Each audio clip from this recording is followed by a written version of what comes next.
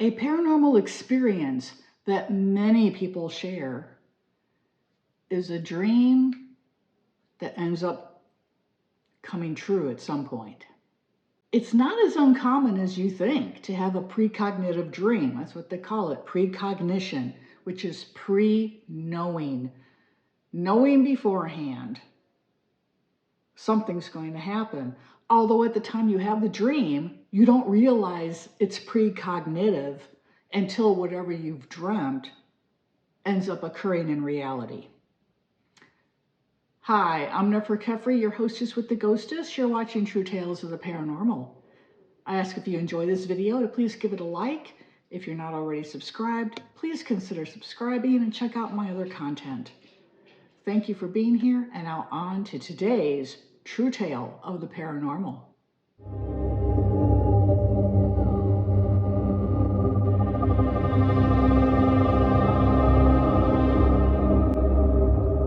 At the time that my mom had her paranormal experience, I was 30 years old.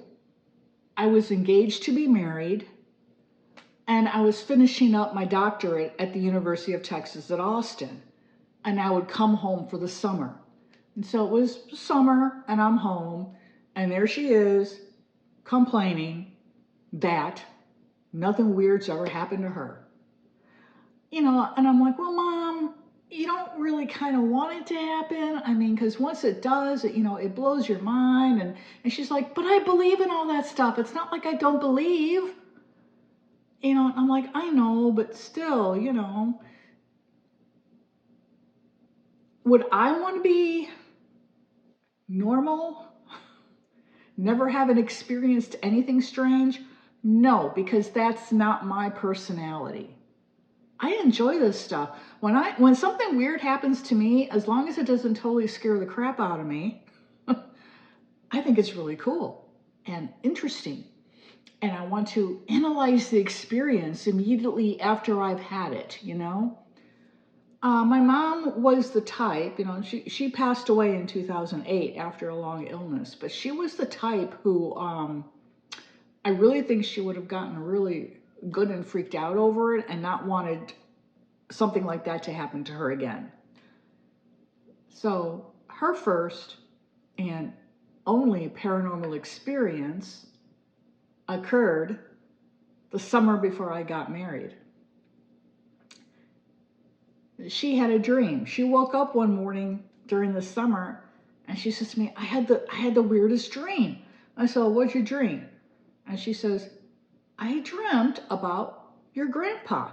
Now, my grandpa was my maternal grandfather. He was the only grandparent I ever knew growing up. Both of my grandparents on my dad's side passed away.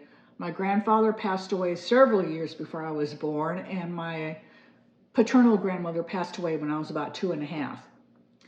So I had my grandpa, who was living upstairs from us in the same home, until I was about 9 years old, and then he decided to go off with one of my aunts and retire to San Antonio, Texas. I saw him one more time after that on a trip to San Antonio, and then he passed away in 1979. So he'd been gone at this point for about 15 years. And I asked my mom, well, do you have a history of dreaming about Grandpa? And she says, no, I've never had a dream, and this one was really unusual.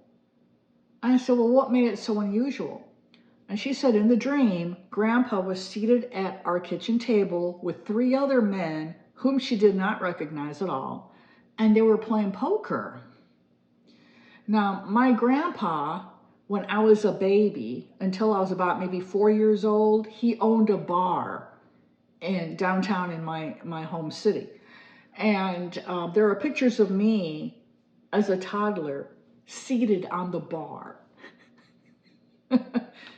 People took crazy photos back then. What can I say? He had been, a booze runner during the Prohibition era in Chicago, where my mom was born. My mom was born in 1925. So my grandpa was a bit of a character. as many grandpas are anyway, just by their very nature. You know, by the time you get to be that old, you don't care what people think of you, and you just do your own thing, and you enjoy sharing wild stories of your youth, you know, which he did. So I said, well, what happened in this dream of Grandpa playing poker? And Mom says, well, nothing really. I was waiting on them. I was refreshing their drinks, and I was giving them something to eat. And she says, at some point, it got to be really weird. And as if that wasn't weird enough, because my mom did not have dreams like that. Her dreams were always like adventure dreams. She's flying, you know, she ran off and married Superman, that type of thing, you know, fun dreams. So this was very unusual for her. And I asked her, well, what was so weird about it other than, you know, it being a dream of Grandpa with three strangers playing poker in our kitchen? And she says, well, at some point, Grandpa leans back in his chair and he goes like this.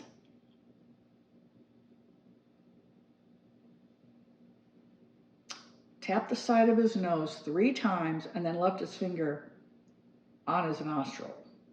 She was about to pour him another drink when he does this. So she's right next to him. So she looks at him and she sees there's a little tattoo. And it's a tattoo of a 3-digit number. And at that point, she wakes up. And she says to me, I exactly remember the number. And I said, well, what was it? She said, it was 626. And I'm like, 626, does that mean anything?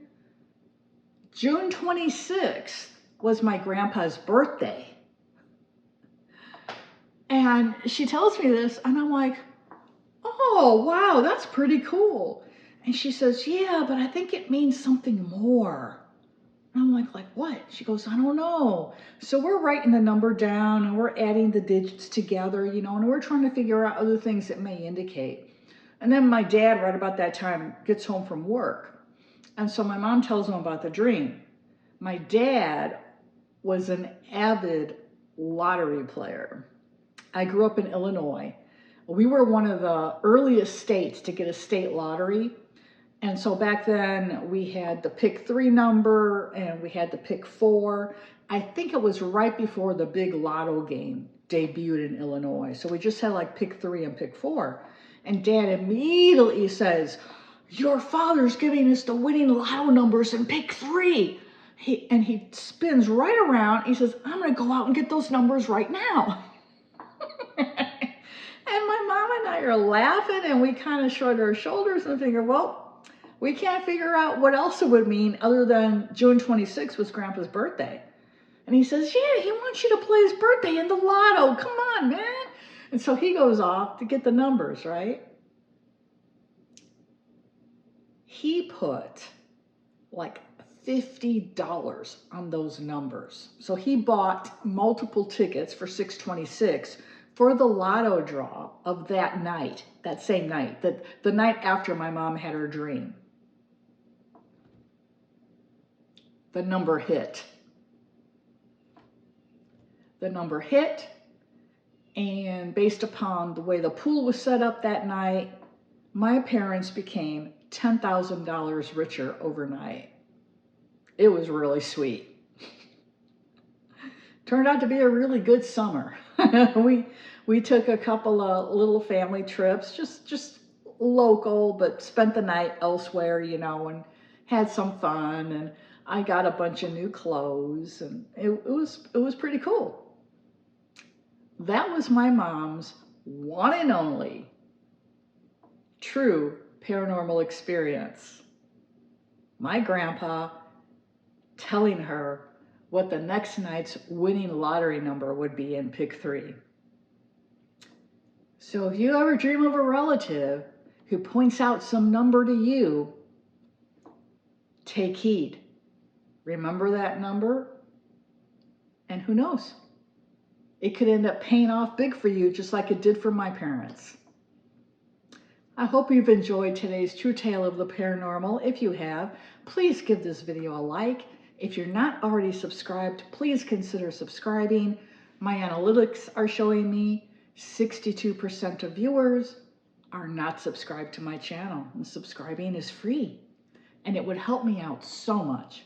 And for all of my returning subscribers, I thank you so much for your support. I appreciate you all so much. This is Nefer Kefri, your hostess with the ghostess, wishing you all a very blessed day ahead.